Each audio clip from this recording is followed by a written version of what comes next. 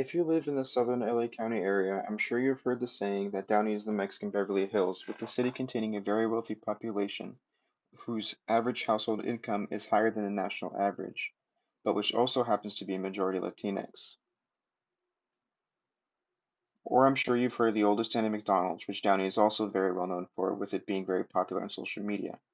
But what many people aren't aware of is Downey's long-standing history with NASA and the space programs, and where places such as the Columbia Memorial Space Center not only keeps the city's history alive by encouraging children to pursue STEM, but also inadvertently helps to break the stereotypical mold which burdens the Latinx community by inspiring generations of young Latinx children to pursue occupations which involve STEM.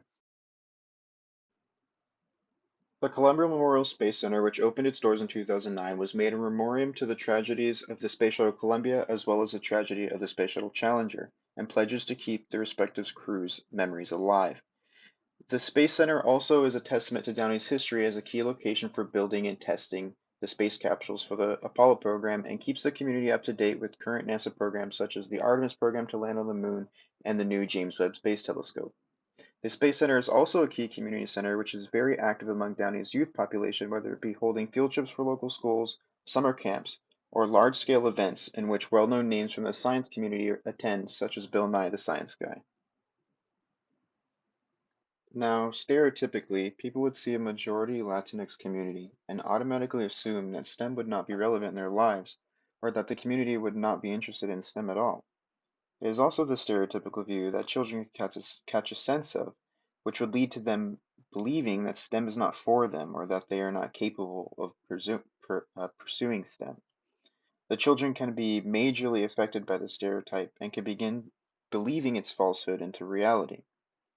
But the Science Center offers a place where anyone is welcome and capable of learning STEM.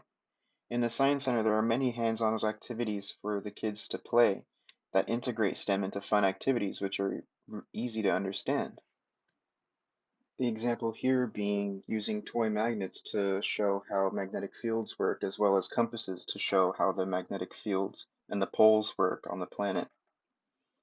Also, the kids can learn how the astronauts have to connect the shuttles to the ISS or land the shuttles. And this fun activity is where the kids attach a parachute guy to a crane, which is similar to what the Downey facility back then had to test the durability of the capsules. They would send them on a giant crane and drop them to see if they could withstand splash landing in the ocean. And then here is another fun activity that the kids can do where they learn about how aerodynamics affect flight patterns by making paper airplanes and trying to get it through a hoop.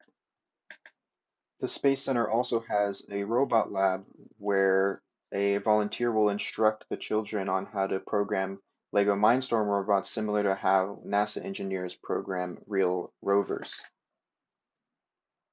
A few years ago, when I used to volunteer at the Space Center, I would hold the classes for the robot lab, and I was able to personally see how teaching kids how to program these robots really kind of blew their mind and how it is accessible to them. They are capable of learning these kind of things. And there were many kids who would just beg to come back and they wanted to learn more. And even this activity here, where they could use an arm to grab rocks like how the rovers do on Mars, it all works to encourage the kids that they are capable of learning STEM and that STEM can be fun and STEM can be a part of, everyday fun activities such as paper airplanes, like the activity earlier. Another aspect of these activities is for the kids to be able to put themselves in these astronauts or engineers' shoes to kind of see that they can imagine themselves in those positions and they can pursue and become those things if they wanted to in the future.